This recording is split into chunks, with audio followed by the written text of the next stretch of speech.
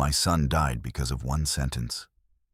I still hear it, the teacher's words that folded him inward, small as stone. The day he came home, he was quieter than a closed book. The silence swallowed our kitchen. The school called it a misunderstanding. Neighbors called it a bad day. Friends said boys bounce back. They were wrong.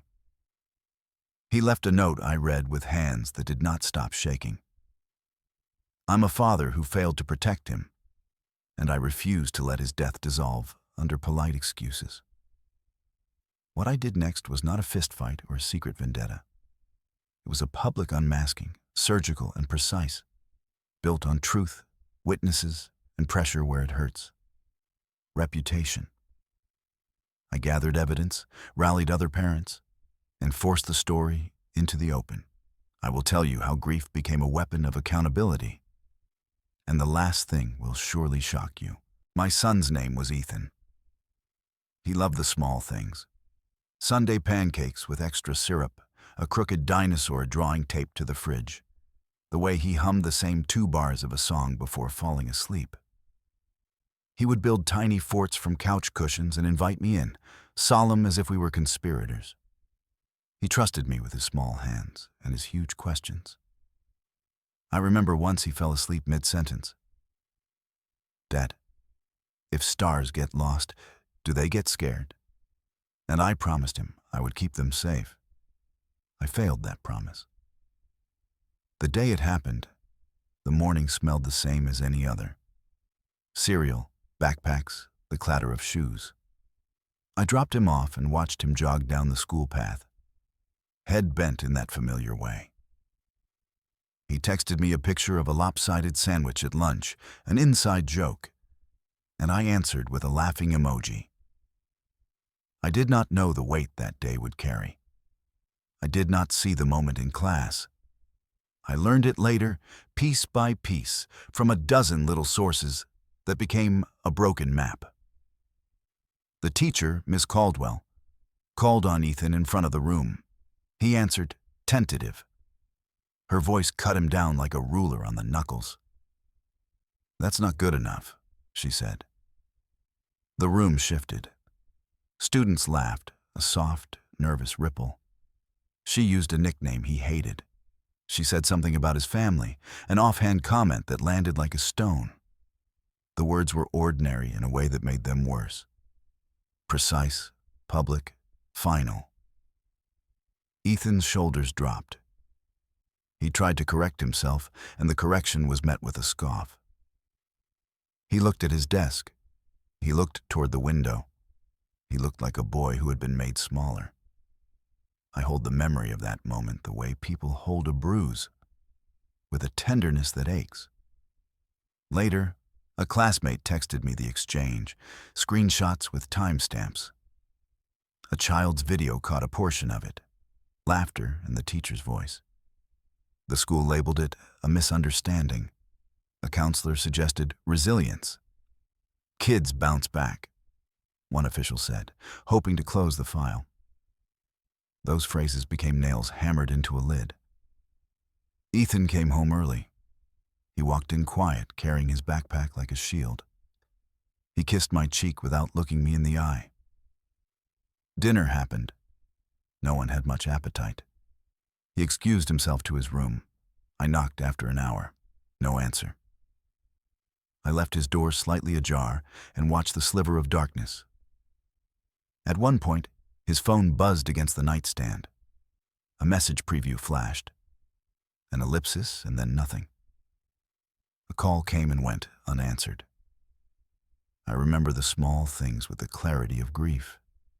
The way his pencil lay on the desk, the jacket draped over a chair, the last half of a sandwich still in the fridge. Little evidences of a life paused. When I found the note, my hands shook so badly I could not form the words on the paper into a sentence. It was short. It was a map of his hurt written in a child's script. There were apologies he did not need to make and questions he thought were his fault. I read and reread until the letters blurred. I called his name into the empty house, and the sound echoed back at me like someone else's sorrow. The paramedics arrived. The hospital was a corridor of fluorescent light and quiet announcements. I signed papers with a pen that kept sliding from my numb grip. I made calls that made no sense. To work, to a neighbor, to his teacher. People said things like, "We're so sorry," and "We'll investigate," and "We'll do better." Those phrases kept sliding off me like water. In the days that followed, the grief came in waves and in facts. I sifted through Ethan's phone. I read messages I had not known about, notes from kids who said the same thing. Small cruelty in a classroom made to look like discipline. A parent who had once praised Miss Caldwell reached out in private and then, in a tremulous text, admitted she had pulled her daughter from the class for similar reasons. A thread on the school's parent portal contained a buried comment. "He humiliated my son last year," followed by an admin's swift reassurance that it was being addressed. The pieces made a disturbing picture. It was not a single careless sentence. It was a pattern. Every time I replayed those days, a single sentence threaded through the noise. He was made to feel less. That humiliation, given and accepted in public, became a chamber in which his pain grew alone. I learned that humiliation could be surgical, quiet, efficient, sanctioned by authority. I learned that institutions will protect themselves first. I learned I was not the only one with a bruise. I stood in his room and promised, aloud and hoarse, that his loneliness would not be erased by excuses. I promised that the voice that folded him inward would be held to the light. I vowed to find out how many others had been folded the same way. The anger was hot and immediate. But the plan I would choose would be cold, deliberate, and public. The teacher would not simply be confronted in a hallway.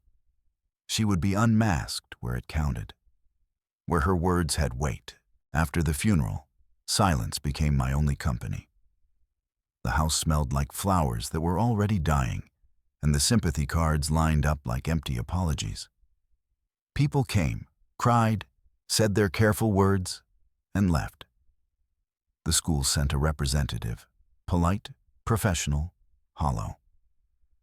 They said they were deeply saddened by the tragedy and reviewing policies.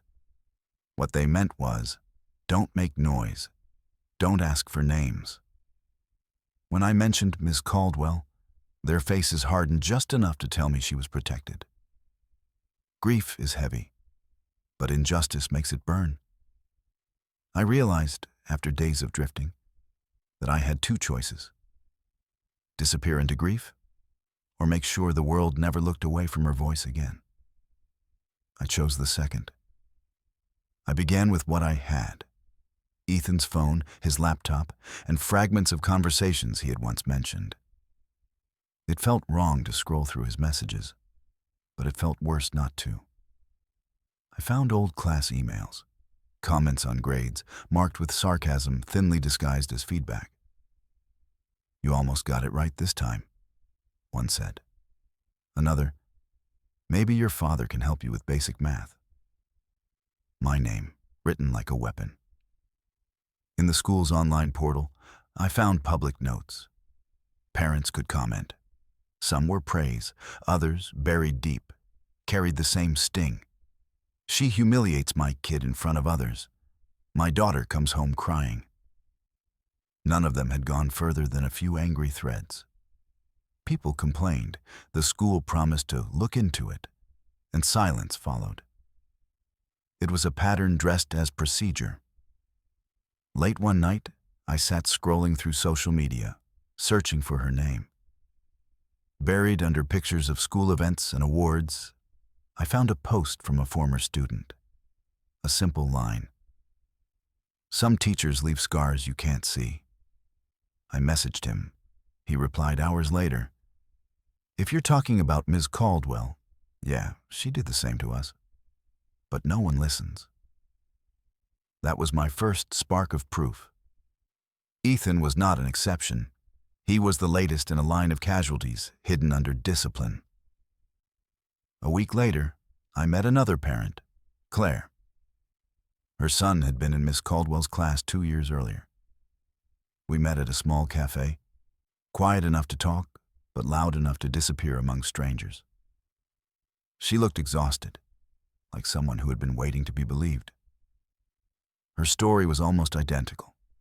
Public humiliation, zero empathy, a son who transferred schools mid-year just to escape. She slid a small folder across the table, copies of emails, teacher notes, and a formal complaint that the school had quietly dismissed. "She's connected," Claire said. "Her sister's married to the superintendent's brother. That's why nothing sticks." It was the first time I understood the scale of what I was up against.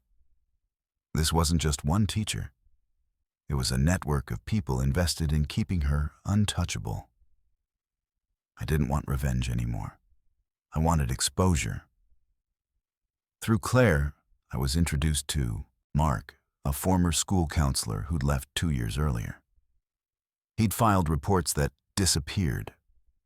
He still had copies, statements from students describing verbal degradation, anxiety, and emotional manipulation. Mark had tried to speak up, but the school labeled him a disgruntled employee. He handed me a USB drive and said, "If you're really doing this, make it public. They only fear exposure." That night, I sat in the dark with Ethan's picture on the table. I realized grief had turned into something sharper, a plan. I contacted a lawyer who specialized in education misconduct. Her name was Ava Torres, a woman with a voice like steel. She read through the documents and said, "You have a case, but this is political. They'll bury it unless you go wider. Press, parents, social channels." She helped me file a formal complaint, not to the district, but directly to the state education board. It bypassed local control. At the same time, I began reaching out quietly to journalists. One, a local reporter named Jamie, agreed to meet. "Off the record," she said, "but if we can prove a pattern, this could go national." The plan grew legs. Claire gathered statements from other parents. Mark prepared his notes. Ava drafted legal letters to force the district to respond. I started a private page online, a memorial for Ethan, but also a place for others to share similar stories. I called it "The Words That Hurt." Within days, comments flooded in. Teachers, students, parents, different schools, same tone of cruelty, same lack of accountability. The story was spreading faster than the school could contain it. Then came the twist I didn't see. A message arrived in my inbox, anonymous. "Check the 2018 board minutes." I searched the archived files on the district's website. There it was, a closed session note, redacted but legible enough. "Personnel review regarding classroom conduct, Ms. C." It dated back 7 years. The complaint had been addressed internally. That meant hidden. The anger was a living thing inside me. 7 years of ignored warnings, and now my son was gone. But the system moved quickly once I filed the complaint. The school's lawyer sent a notice demanding I remove online posts defaming an employee. They claimed my actions were emotional responses not based on verified evidence. They underestimated how much evidence I had. Jamie, the reporter, wanted something undeniable. "You need faces," she said. "People willing to speak on camera." That was harder. Most parents were afraid of retaliation, social judgment, or reliving trauma. One even said, "What's the point? They always win." Then came the unexpected help. A student now in college reached out. Her name was Mia. She'd kept a journal during her year in Miss Caldwell's class, entries describing how every mistake became a public display, how classmates learned to laugh, first so they wouldn't be next. She still had those journals, dated, detailed. She agreed to let us use them anonymously. The journal entries hit like evidence carved in bone. We compiled everything: emails, testimonies, the old minutes, the journal, and Ava organized it into a structured legal brief. Jamie prepared an investigative piece to run alongside. It was surgical, deliberate, and devastatingly calm. Then came the blowback. Ms. Caldwell's lawyer sent statements to the paper, painting me as an unstable parent, channeling grief into persecution. The superintendent held a press conference, claiming no systemic issues were found. They called my campaign a misdirected tragedy. But the more they spoke, the more people came forward. The noise they tried to contain became a flood. Then, one night, I got a call from Jamie. "You should see this," she said. The next morning, the news site published her investigation. It included excerpts from Mia's journals and an official statement from the Education Board confirming multiple past complaints had been improperly archived. The internet reacted like wildfire. Within hours, hundreds of comments filled the threads, some in support, some defensive, all impossible to ignore. The school's phone lines crashed. National outlets began to pick up the story. Ms. Caldwell was placed on temporary leave. The superintendent called it standard procedure. But behind that phrase, something was breaking. For the first time, I felt something that wasn't grief. It was momentum. I knew the real confrontation was still ahead. There was one last piece left, a recorded testimony from Mark, the counselor. In his file, he had a document signed by the superintendent himself, an acknowledgement of earlier incidents involving Ms. Caldwell. It was proof that the school knew and still protected her. That would be the final card, the one that would make denial impossible. I prepared it carefully. Ava drafted the legal context. Jamie planned the broadcast. We set the release date. For the first time since Ethan's death, I slept. Not peacefully, but with purpose. Still, I kept asking myself a question I couldn't quiet. When truth finally comes out, will it feel like justice, or just another kind of loss? Because exposing someone doesn't bring back what you've lost. It only shows the world how it was taken. And I had no idea that, in trying to unmask her, I would uncover something even darker, buried higher than I ever expected. Will justice come the way I imagined? Or will it cost me more than I'm ready to lose? The day of the press conference arrived with a kind of gray sky that felt rehearsed, as if the world itself understood what was about to happen. The district had no choice but to call it after the investigation went public. Cameras crowded the small auditorium. Parents filled the back rows, reporters balanced notepads on their knees, and microphones sprouted like weeds at the front table. The superintendent sat stiffly beside Ms. Caldwell, who wore a beige suit that seemed too tight for the air around her. I sat in the audience, heart hammering, a folder of documents on my lap. My lawyer, Ava, was beside me, expression unreadable. The tension was its own living thing, hot, silent, electric. The superintendent began reading from a prepared statement. "The district," he said, "takes the well-being of every student seriously." The room shifted. A few parents laughed under their breath. Then Jamie, the reporter, raised her hand. "Can you confirm," she asked, "that Ms. Caldwell was previously investigated for similar allegations in 2018?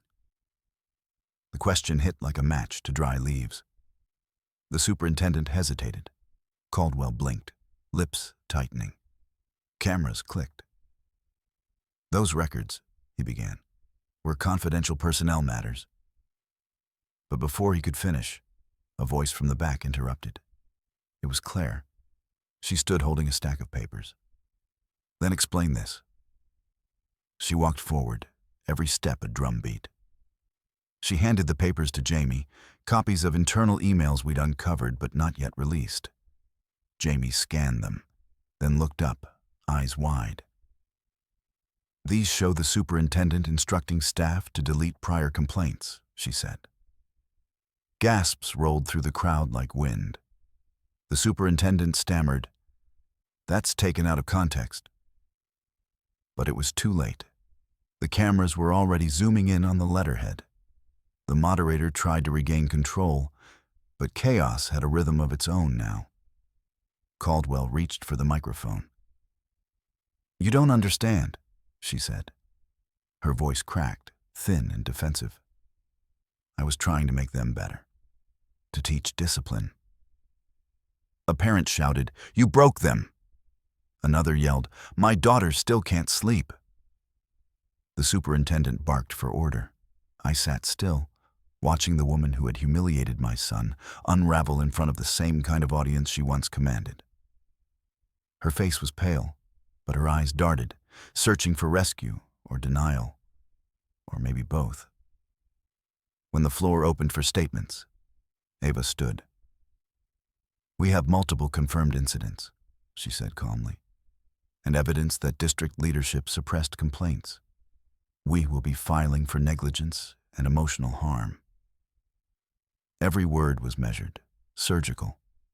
No shouting, just truth, precise and unrelenting. Caldwell tried again. "This is a witch hunt," she said. "I've dedicated my life to education. These people are twisting grief into vengeance." Her gaze found mine across the room. "You," she said quietly, "you've destroyed my career." I didn't answer. Some truths don't need voices. Jamie stepped forward with a laptop. "We have one more thing to show," she said. The lights dimmed slightly as the projector flickered on. It was the video Mia had finally agreed to release, recorded years ago on an old phone during a class presentation. The footage was shaky, the audio faint. You could see a child at the front of the room, nervous, stammering. Then Caldwell's voice, sharp, dismissive, mocking. The class laughter followed like a wave. In the background, a small boy lowered his head to his desk. The timestamp matched Ethan's year. The silence afterward was the kind that leaves no air. Cameras didn't click. Even breathing seemed impolite. When the lights came back on, Caldwell had tears in her eyes. Whether they were for guilt, humiliation, or fear, I couldn't tell. "I never meant," she started, but her voice broke. And the superintendent finally stood, declaring, "Ms. Caldwell will be placed on immediate suspension pending further investigation." It sounded bureaucratic, but in that moment, it was a sentence.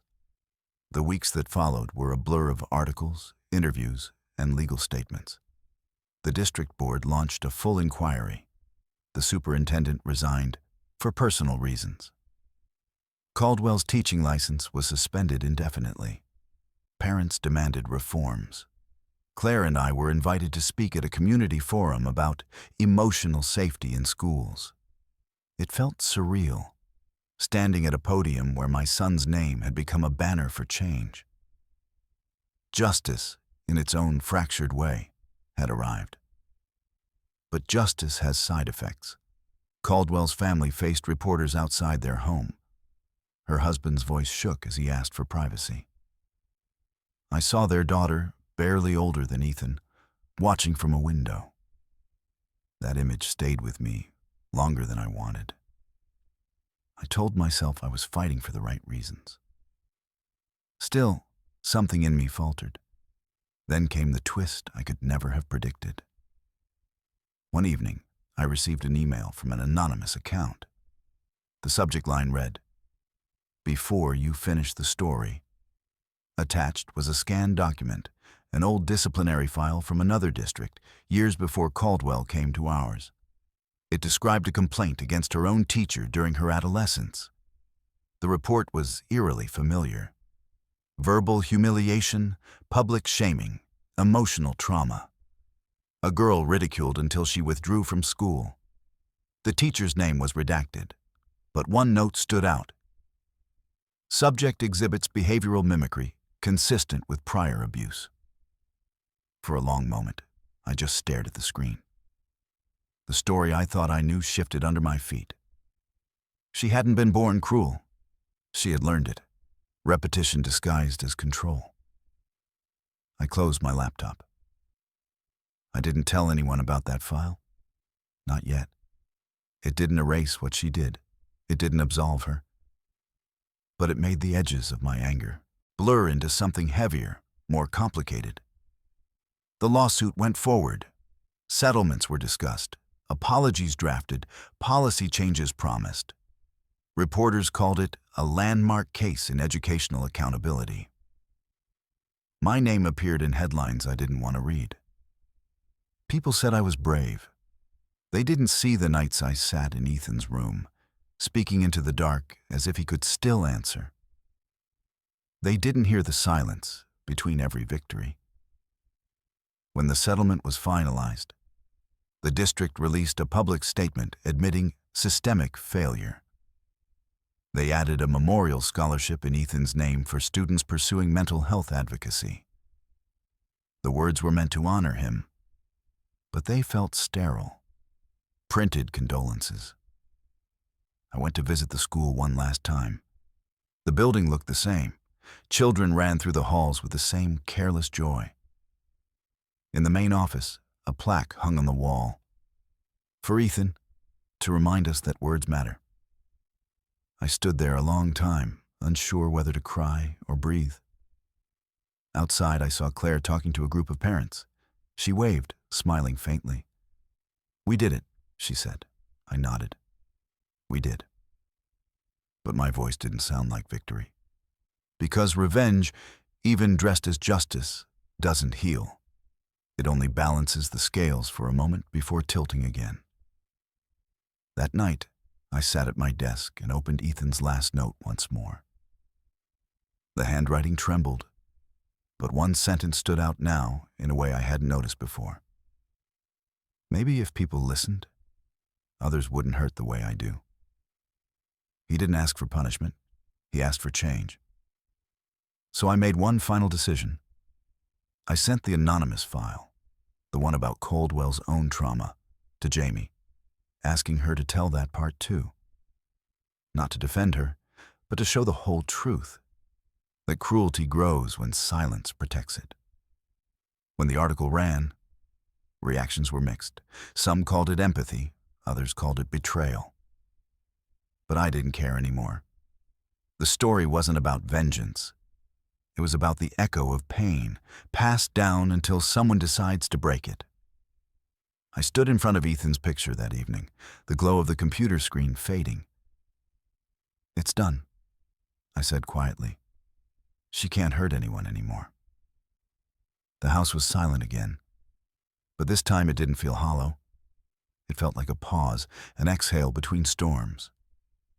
Justice had arrived, yes, but it didn't bring peace, only truth, and sometimes truth is the cruelest kind of mercy. You think that's the end? Wait for the last thing, because it will change everything you thought you knew. 6 months later, the house no longer felt haunted, just quieter. Ethan's room remained almost the same. His posters still crooked, his shoes still tucked under the bed, the dinosaur drawing still pinned to the fridge. But there was a candle now, small and white, burning beside his picture every evening. On his birthday, we gathered in the park he used to love. Friends, classmates, even teachers who'd left the district came. We released paper lanterns into the dusk, each carrying a message. You are not forgotten. For a moment, the sky filled with light. Brief, trembling, beautiful. I imagined him watching, maybe humming that same tune he always did before sleep. After the case, life resumed in strange fragments. Reporters moved on. The school rebuilt its image.